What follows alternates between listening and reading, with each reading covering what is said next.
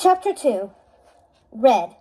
I never would have thought I'd end up at Oregon Prep, but now that a true baddie is in charge, maybe things will change for the better, scratch out worse. Pirates know how to throw a party, right? Over Oregon Prep, the sun rose high into the sky, promising a new day of academic excellence. Outside the principal's office, groundskeepers got the campus ready for a new school year. And inside the principal's office, boom!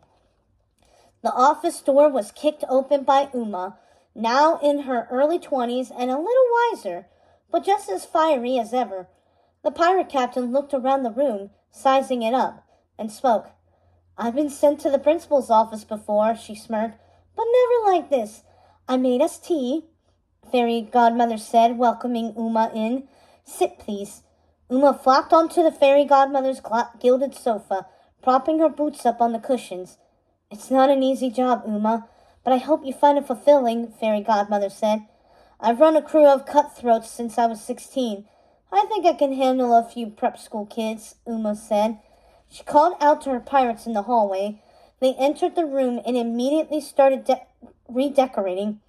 First they flung a massive black Jolly Roger flag on the wall, and then they replaced the bookends on Fairy Godmother's bookshelves with skulls. Fairy Godmother winced. "You just enjoy retirement," Uma said to her. "I'm not retiring," Fairy Godmother said. "I have been chosen as the new president of Oregon University."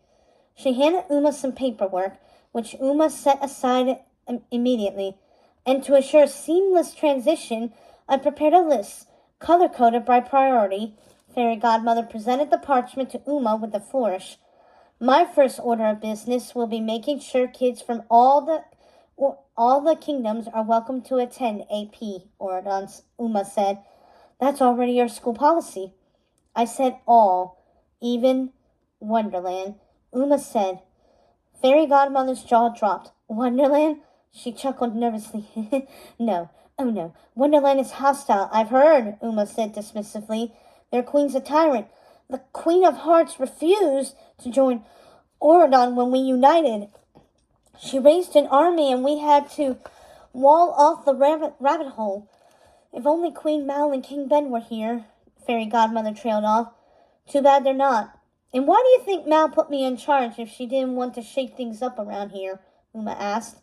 The pirates finished hanging up framed images of Uma's friends, Mal, Ben, Jay, and Carlos, among others. "No offense, Fairy G, but you don't know Mal and Ben like I do," Uma said. "I used to hate Mal. I'm sure you've heard. But you know what happened? We reconciled. We saw the goodness in each other. When she and Ben finally opened up the aisle, they gave all villains a second chance. It's time that Wonderland got one too."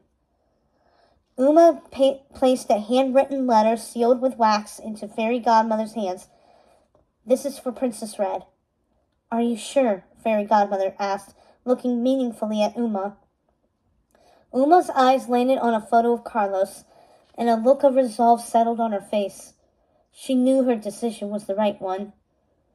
"It's what Carlos would have wanted. So don't do it for me. Do it in honor of him," Uma said.